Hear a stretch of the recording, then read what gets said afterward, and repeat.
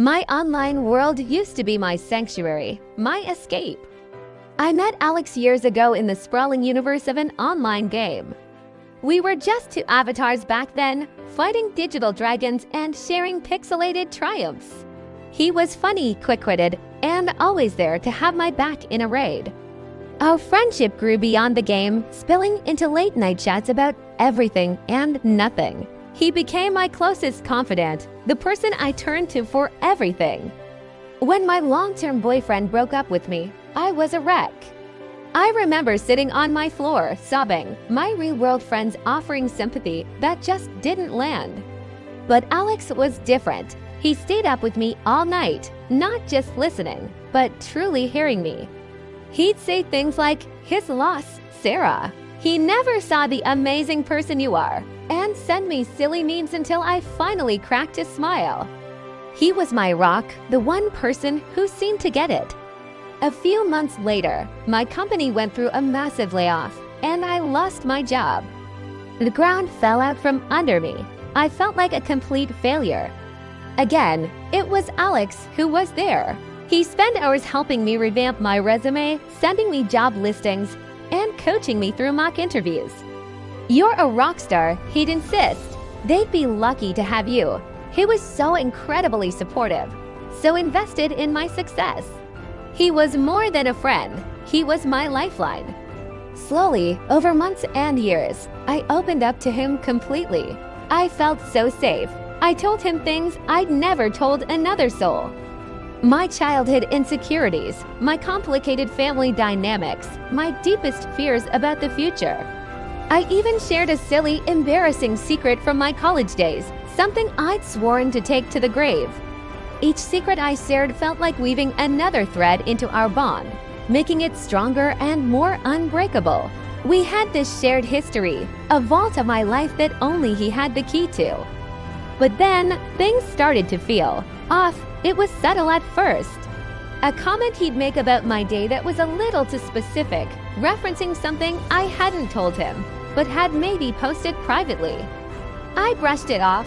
He probably just saw it somewhere. Then he'd mention a new cafe I'd visited, asking how the coffee was, even though I was sure I'd only mentioned going there to a local friend. A cold prickle of unease started to crawl up my spine. It felt like I was being watched. I started looking over my shoulder when I was out, second-guessing every post, every message. The feeling of being constantly observed was suffocating. My sanctuary was becoming a cage. The confrontation happened on a Tuesday night. I was feeling particularly anxious and decided to finally ask him about it. I typed, "Hey, this is weird, but how did you know I went to that new bookstore?" His reply came back instantly, "I know a lot of things, Sarah." The playful tone was gone. It was replaced by something cold, something chilling. "I know about the fight you had with your sister last week. I know you've been struggling to pay your bills. And I know what happened at that party in your sophomore year." My blood ran cold. My fingers trembled over the keyboard. "That secret, the one I told only him. What are you doing, Alex?" "This isn't funny." His response was a series of messages that felt like punches to the gut. He sent me screenshots of my own private conversations, photos from my locked social media accounts, details of my life that were impossible for him to know. He had been digging into my life, systematically violating my privacy for years. The support, the kindness, it was all a performance. It was all a long con to gain my trust, to collect ammunition.